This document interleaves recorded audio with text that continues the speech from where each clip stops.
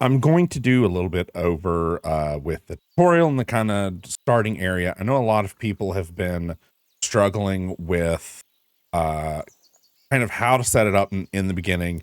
And I want to kind of touch on a different way to play that a lot of people actually did in the previous game of staying in Skalitz and seeing how high of a level they can get. Now, you can kind of barely do the same thing here. Nowhere near as good, but these first few areas, the time doesn't change till you like finish the quest, so you can kind of do everything and not have to worry about time.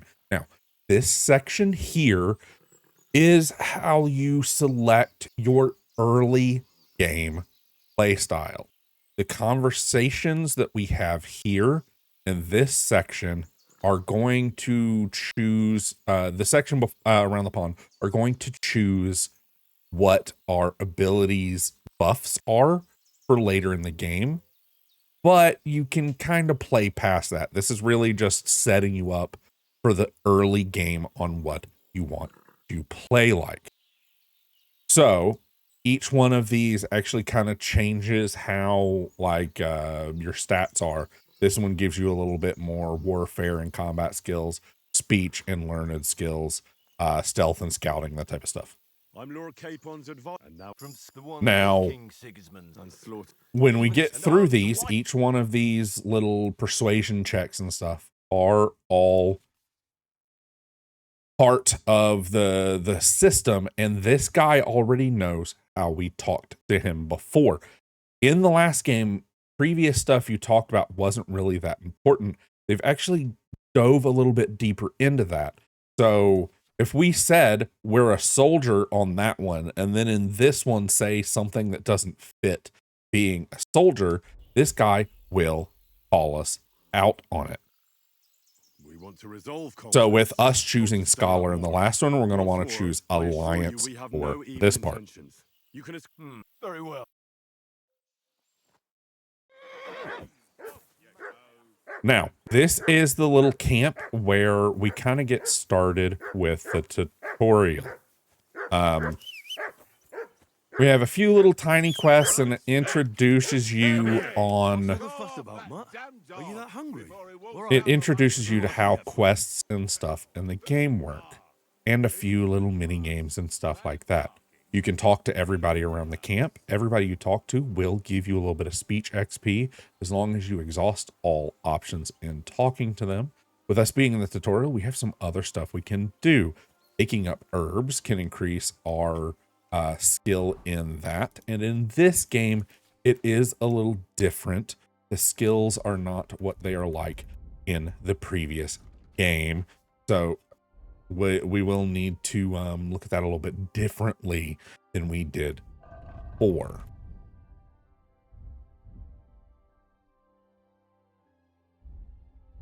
Skills in this game are a little bit different than in Kingdom Come Deliverance 1.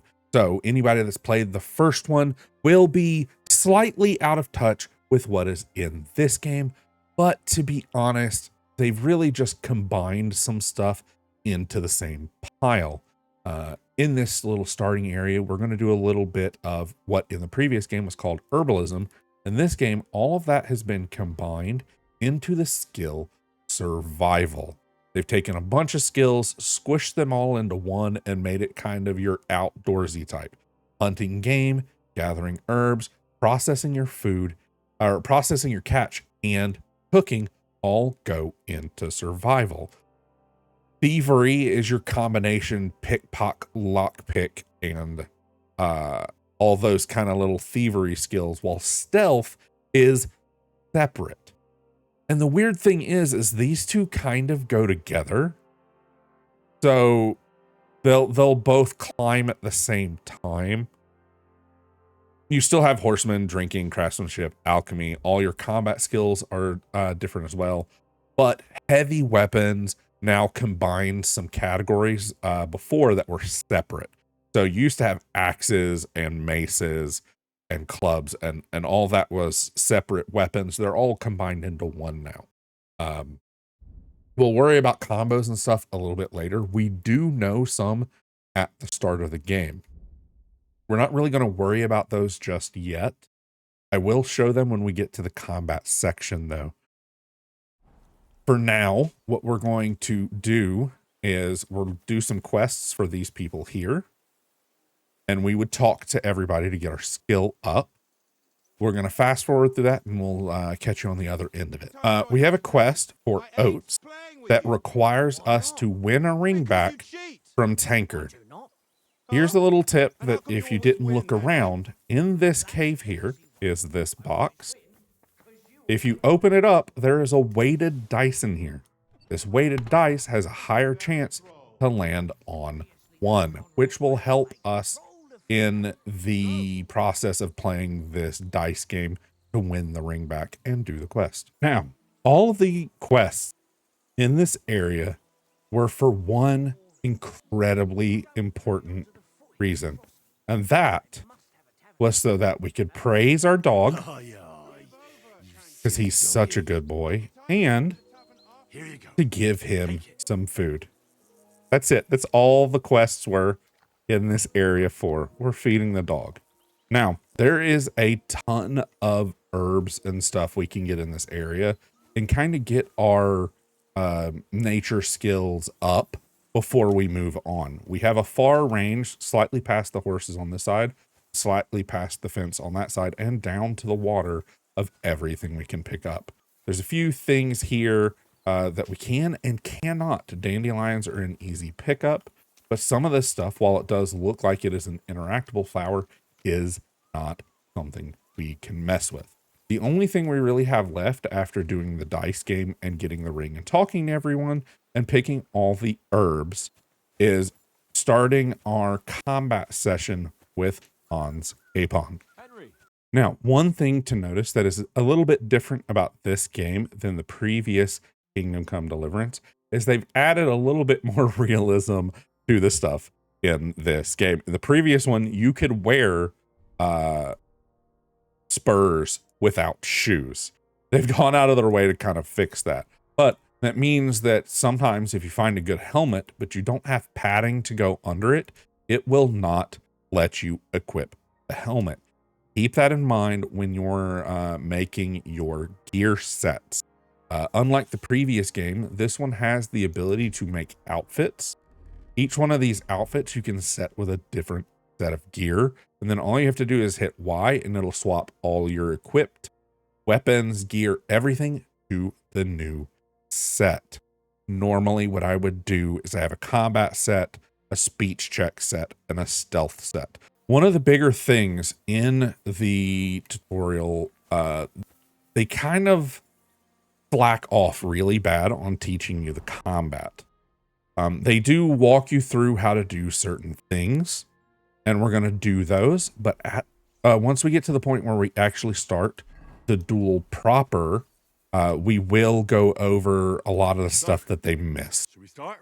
So we have entered the proper duel part of the fight. Now, I'm going to show off a couple of things here, if it'll let me, show y'all some things that were not taught in the tutorial, but are massive as far as early combat goes. One of the things is heavy attacks. Now, they just tell you to, for example, using the Xbox controller, to hit the attack button for the controller is trigger, and just tap it and that swings. But if you hold it, it's a power attack. You can, you hold it till it charges up, let go, and you swing at a bigger swing. Now, the reason why that is important is, say you target their head like so and pull up a charged attack, you can then change where you're attacking at the last second and attack a different side. It's a really good way to get some early easy damage in. So we're going to do a couple of feints and show you how that works. Now, obviously it doesn't work every time, but sometimes if you swap it fast enough, you'll get in and get some good attacks in. Now, one of the things he was talking about, the post and repost thing, we're going to do that real quick. We're going to do just a series here. See how we're just attacking till one of us runs out of stamina. You can do it back and forth like that and kind of capitalize early on with some good exchanges. And changing the zone that you're attacking on can get you through to do damage. One of the other things that isn't taught is how to dodge. Now that's important for a handful of reasons, the ability to dodge. As you can see here, I'm not going to attack. We're just going to do some dodges, and look where it places me when I dodge. Now dodging uses a lot of stamina in the beginning till you get some skills that lower it. But it is not uncommon for you to dodge around an attack, and it puts you in an area that they cannot respond from. A good dodge around an attack with a lighter weapon. The two-handed longsword makes it a little bit harder. But if you're using a one-handed sword, one-handed axe, dodging around gets you a lot of good hits in the back in the early game. Now, there are some combos in the game as well. These give you guaranteed damage at the tail end. Hans just did one there. That was one as well. There's one that's just right, left, right, and you do a feint. Do you see there at the end where we're attacking from the left to the right, and then we do the last one again, and it's an underside hit. So you can use a keyboard with this game, and it's not bad. However, it does feel a little bit better in most regards of combat, playing the game, kind of moving around, all of that stuff feels better to do with a controller. There's one tip that they don't tell you in any of the tutorials in the beginning of the game as far as combat goes. And that is toggling the lock on. So this is what the normal combat icon looks like. If you click in the right stick while in combat, you see that little circle that popped up? That shows us that that is our lock on target. If we had multiple targets here, we could flip the who we were targeting to from one to another, and quick snaps us back and forth. As we move around with it in locked on mode, it's also a lot harder to accidentally lose target or accidentally attack an area that we don't want to attack. So whenever possible, always use the lock on, but you do need to know how to break lock on if you want to move faster away. On controller, that is clicking in the left stick. On keyboard, that is hitting tab. So that's your big things that they didn't really teach you. There's combos that you already know because you played as Henry in the previous game, or Henry was a character in the previous game. Feints are massive as far as, especially against peasants. Feinting your attack against early game bandits, that specific combo going from up high to chest stab, massive when it comes to fighting bandits. This little engagement right here, also massive. Just the getting down the combo of block, attack, block, attack, block, attack. You'll inevitably get through and get your damage in.